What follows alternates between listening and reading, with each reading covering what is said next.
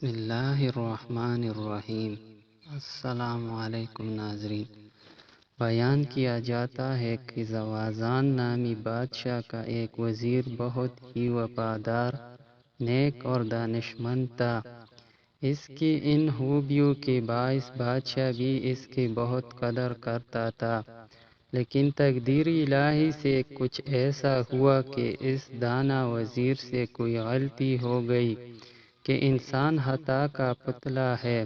بادشاہ کو وزیر کی اس لغزش کا حال معلوم ہوا تو وہ اس قدر ناراض ہوا کہ اس کی ساری جائیداد ضبط کر کے اسے قید خانے میں ڈال دیا۔ یہ بہت بڑی اطاعت تھی جو اس وزیر پر آ پڑی تھی، لیکن اس مصیبت کے زمانے میں اس کی وہ نیکیاں اس کے کام آئی جو اس نے اقتدار کے دنوں میں لوگوں سے کی تھی۔ اس کا قاعدہ تھا کہ وہ ادنے لوگوں سے بھی میٹھی زبان میں بات کرتا تھا، جہاں تک ہو سکتا تھا لوگوں کو فائدہ پہنچاتا تھا۔ اب وہ مصیبت میں مبتلا ہوا تو وہ سپاہی اور اہلکار اس کی مددگار بن گئے جنہیں اس نے کوئی نہ کوئی فائدہ پہنچایا تھا، اور یوں اسے محسوس بھی نہ ہوا کہ وہ قید خانے میں ہے۔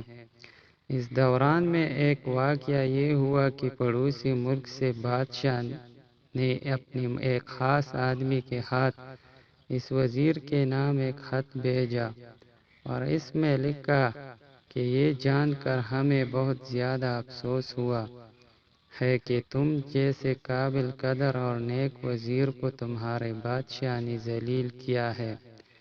اگر تم پسند کرو تو ہم تمہاری رہائی کا انتظام کر سکتے ہیں، اور اس بات پر آمادہ ہے کہ اپنے دربار میں وزارت کی کرسی عنایت کرے۔ اگر تمہیں یہ بات منظور ہے تو فوراً ہمیں آگاہ کرو۔ دانا وزیر نے پڑوسی بادشاہ کا یہ خط پڑھا تو اس کی پشت پر یہ لکھ دیا کہ حضور نے میرے حال پر مہربانی فرمائی، میں اس کے لیے شکریہ ادا کرتا ہوں، لیکن مجھے یہ بات منظور نہیں کہ معمولی سی تکلیف سے گھبرا کر اپنے آقا سے بے وفائی کروں۔ پڑوسی بادشاہ کے قاصد کے آنے کا حال اتفاق سے ایک ایسے شخص کو بھی معلوم ہو گیا جو اس وزیر کا دشمن تھا۔ اس نے فوراً بادشاہ کو اطلاع دی کہ قیدی وزیر فلاں بادشاہ سے مل کر حضور کے خلاف سازش کر رہا ہے۔